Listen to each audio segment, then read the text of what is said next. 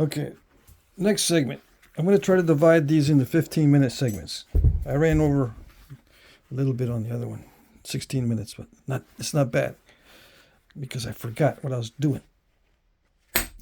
Yeah, why so short? Because it takes forever to upload here, unless I go to the library.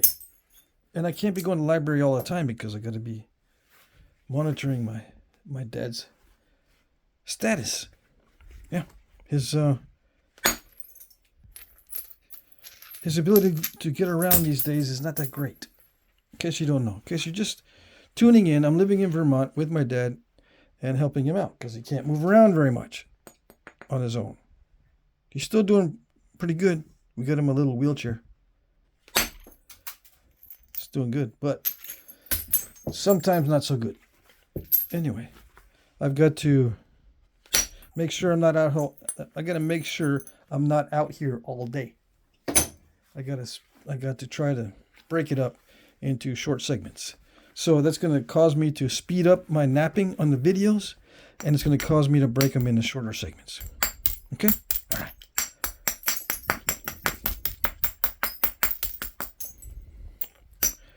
So if you were with me in the last video, you might ask, who are your relatives that speak really weird like that? Like the voice you use to make fun of people.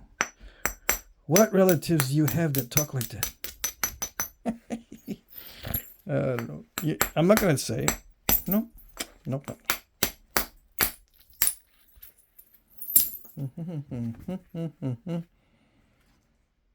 Who is it down in South Texas that knows?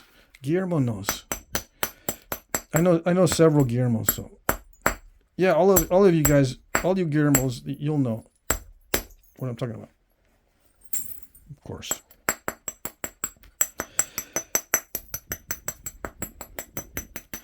Anyways. I'm trying to distract myself. If you watch the channel, you know that I try not to think about this too much, because if I do, I start messing up. I start overthinking, so I go off on tangents, and I don't explain what I'm doing, because the not explaining helps me to nap better. And of course, you want to see good napping. You don't want to see bad napping. You want to see as good as I can do. I mean, I'm not the best, right? But you want to see as good as I can do. If you want to see that, I can't be explaining it, because then I overthink it. And I was thinking to myself earlier, I'm amazed that I actually know how to do this. How is it possible that I can be amazed? Because a lot of this now is second nature or subconscious. I don't even know how I do it. I just do it because I've been practicing it for so long. Yeah. I don't know how I do this. Not really. A lot of it is luck, yes. But a lot of it is just hitting stones over and over and over again. I can get long flakes. Yeah. Thinning flakes too. And I was thinking to myself, I don't normally think about napping in my normal day-to-day activities. Right? I don't think about napping all day. And I get in here and I can still do it. It's not like other skills where, you're thinking about them all the time. Like, let's say language, how to speak language, how to be good at speaking. You think about it all the time, and you try to improve your ability to speak properly and clearly and coherently, and you do it all the time. Sure, it's a subconscious thing. Yeah, it's a subconscious thing, but you're thinking about it a lot of times during the day. And it's no mystery that you're speaking the way you are, because you're either practicing it or you're not, and that's why you speak the way you do. Some people don't care. They don't work on their speech or their communication skills very much, and that's fine, but it's obvious that you're working on your ability, or not working on your ability, but With napping, I never think about it when I'm not napping. You know, I don't think about this kind of little trimmings that I do. I don't think about, you know, paying attention to if there's any rocks embedded in the bopper. The only thing I think about during the day about napping is, okay, I need to start looking for new rock vendors because I'm updating my list, which I am. I'm updating my list. I'm looking for new rock vendors. I took off Kentucky Flintworks because there's too many bad reviews. I was looking on Facebook and there's people that have... I've never had a problem with Kentucky Flintworks, but there's a lot of people that did. So I'm taking them off the list and I'm putting new people on the list. That sort of thing. That's what I think about. I don't think about incipient cracks or natural cracks and how to get rid of them and all that. Or how to work around them or that sort of thing. That's only when I'm actually napping. So I was wondering to myself, how do I even know how to do this?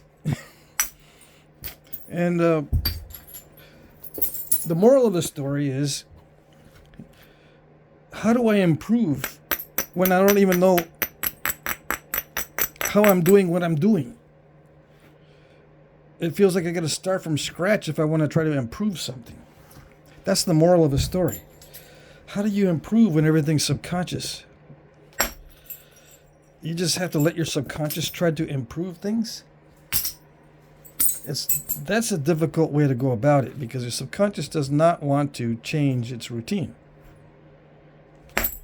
No, it will change over time, very slowly. That's the way it likes it. It doesn't want to shift quickly into a new area. It resists that. Yeah. It's difficult for the older you get, it's more difficult to switch quickly into a new area of learning when you've already established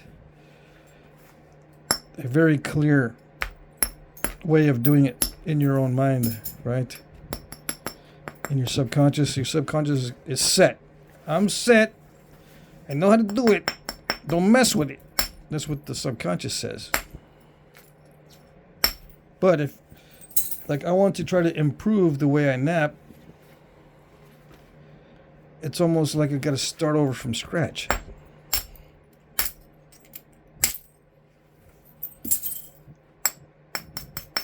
What do I want to improve? I want to improve the way that I thin the middle section. That way I can stay wide. Because right now, my secret to getting thin points is just to make them more narrow. But I would like to be able to create wide thin points.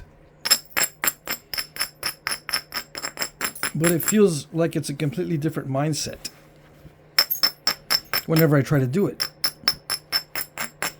It's like I got to start from square one. Because my mindset is, if I want to get it really thin, I just got to make it more narrow. That's my mindset right now. And that's where my subconscious says, yeah, that's the comfort zone. Just don't fix if it isn't broken. Yeah, it's not broken, don't fix it.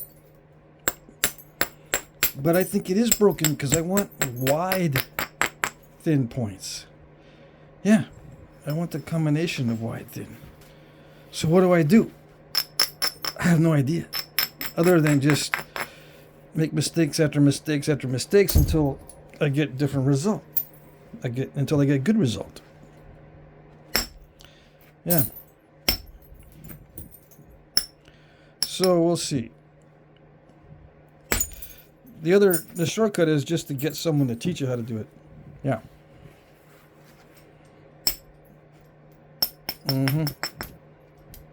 That'd be nice.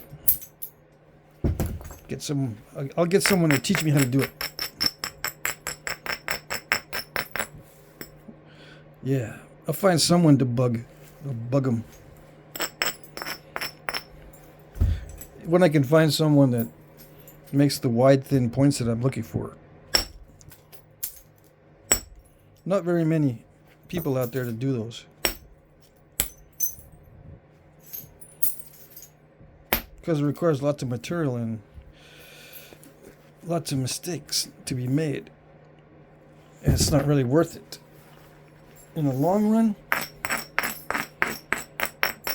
it's worth it, but in the short term, it's costly. Costly.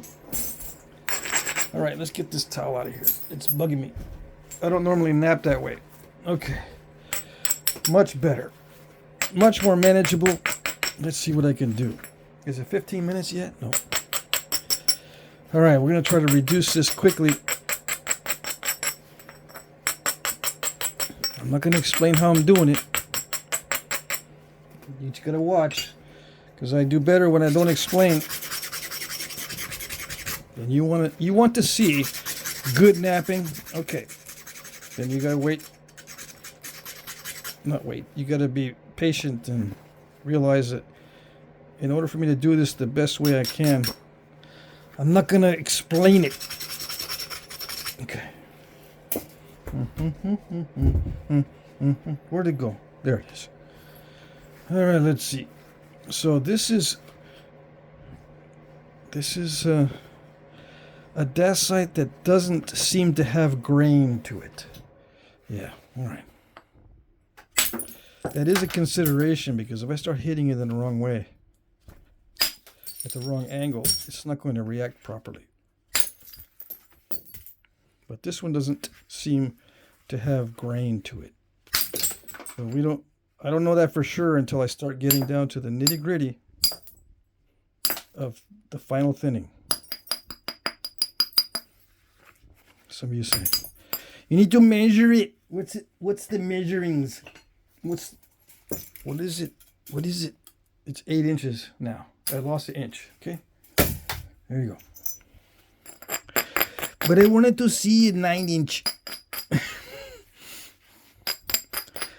Too bad. Yeah, too bad. I work with what I got.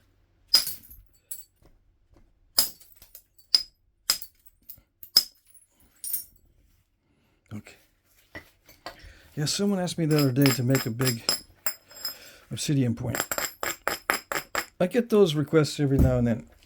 Every few months someone wants a big old obsidian point. And maybe when I go to Glass Buttes myself and collect some stuff, like boulders of this stuff, I'll do one of those big old obsidian blades. But until then, can't do them. Even though I might like to do them. It's a good experience. Can't do them. Not yet. Besides, I'm going to learn how to do the wide, thin points. Yeah. So if I go to Glass Buttes, the first big batch of boulders is going to get used up in how to make wide, thin points. Yeah. Too bad. Too bad for you.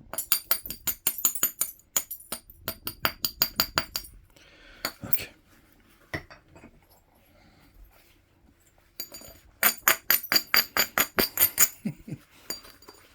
Shouldn't treat your... You might say, you shouldn't treat your subscribers that way. Yeah, I know. I know. After all, where would I be without my subscribers? I should do everything the best I can do at all times. And not do any fussing. No excuses. Yeah, I know. I wish I could do that.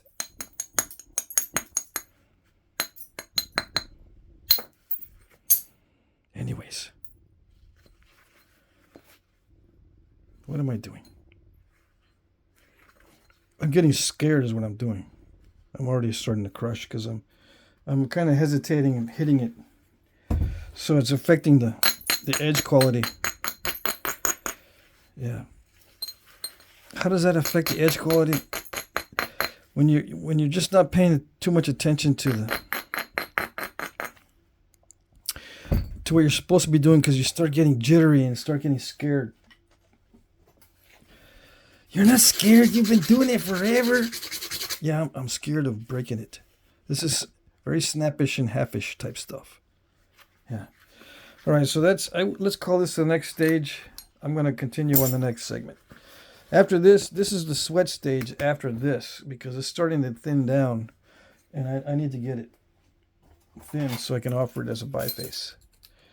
And I lost about 1/8 of an inch, so it's now 7 and almost 1/4 inch. Yeah, maybe it is 1/4 inch. Yes, I lost 1/4 inch, and now it's 4 3/8 or 4 1/2. Yeah. All right. So next segment,